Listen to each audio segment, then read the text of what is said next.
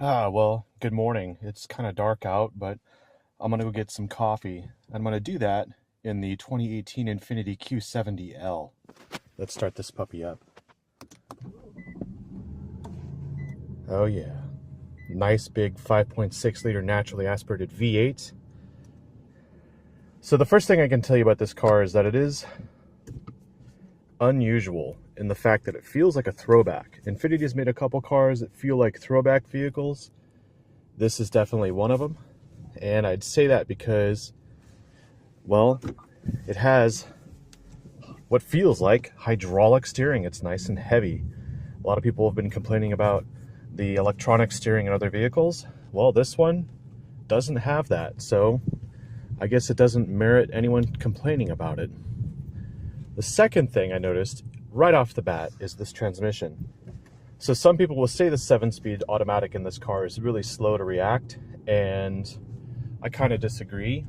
One thing I do notice in the 670 miles I've driven this, in those 670 miles, the vehicle has driven exactly as I expected it to. It is not necessarily adapting to every single situation. What's the weather like? Oh, how much traffic is there around me? No. What this thing does is it goes, oh, you put your foot down, you want some power? Coming right up.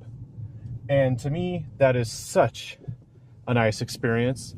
Cars hardly feel like this anymore. They hardly feel like they're doing exactly what you want them to do. But this one seems to just dial it right up. So it is one hell of an experience because you have a gigantic V8 up front. You have very firm and supportive seats, which I'll get to in a second. And then you have an automatic transmission that responds. So what does this car not have?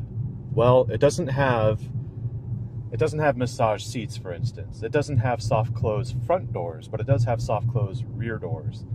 It doesn't have a panoramic sunroof. It doesn't have an automatic closing trunk.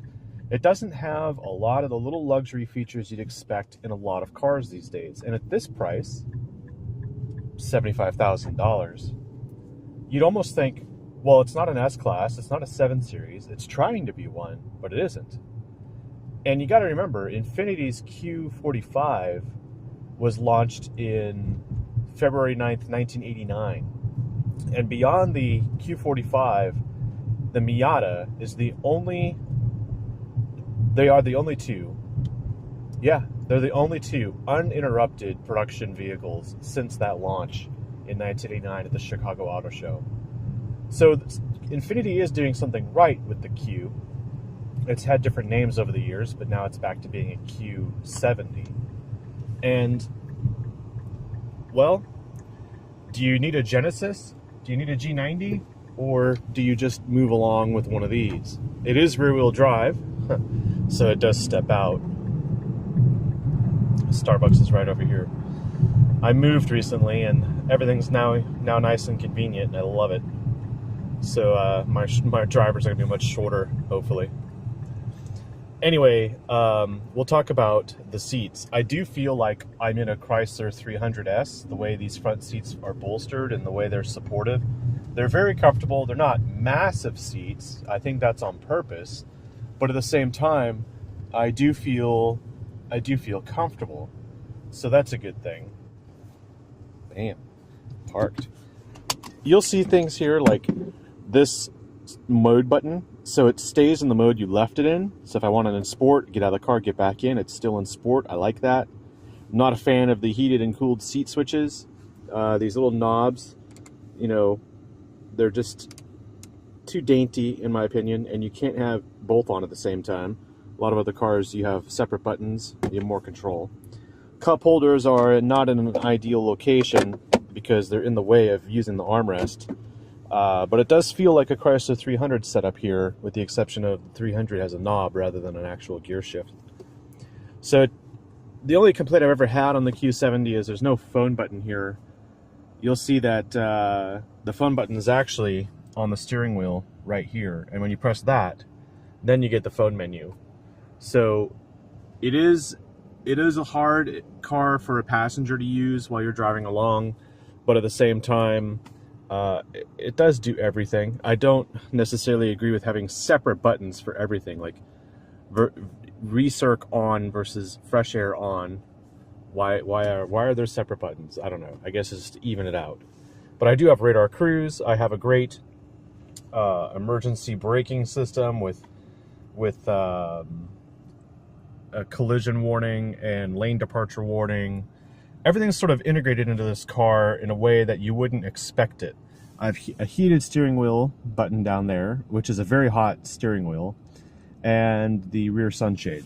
So this car does check off a lot of the boxes, and I thought this time I'd take it on a road trip. But unfortunately, I was pretty sick, and the road trip was to Austin and back, and it was at night. So I really don't have any footage, but I can tell you my overall experience, 20.9 mpgs, and that includes driving around in Dallas and Austin and my road trip.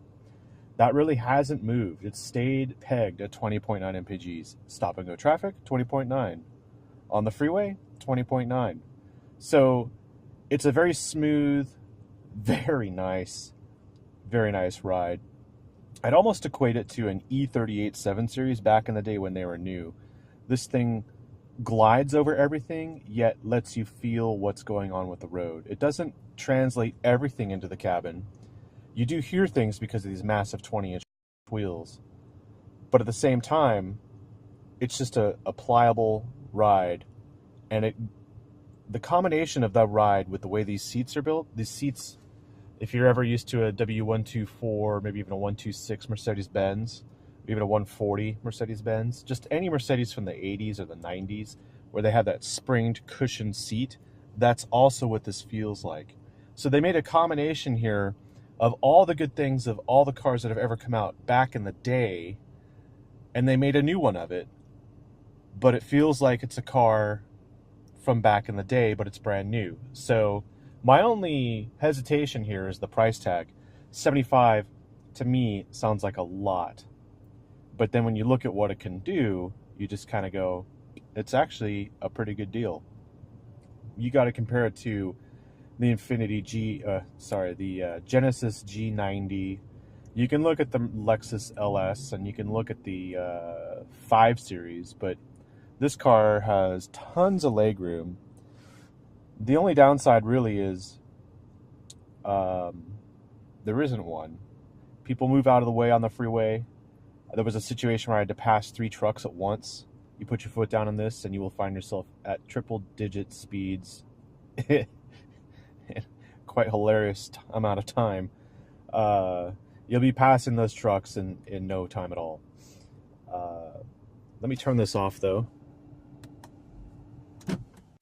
And let me show you the back seat.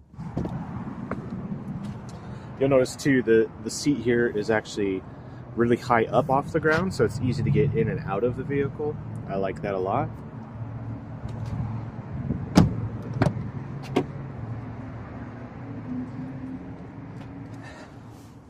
And as far as the back seat is really high up as well, and you can kind of see how much room I have in here. I can actually cross my legs.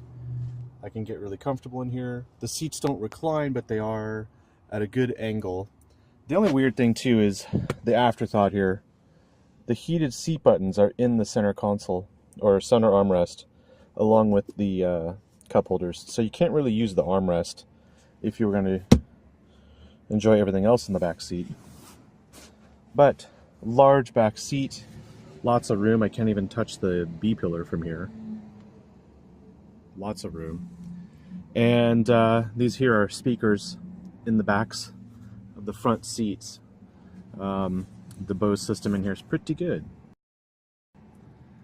But there you go. That's the Infiniti Q70L for the long wheelbase.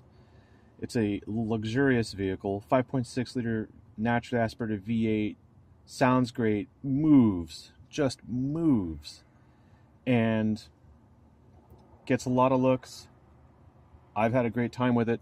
Thank you, Infiniti, for letting me borrow this car for the week before Christmas. And I hope all of you have a great Christmas, and a happy Hanukkah, and a happy New Year. Thanks for watching.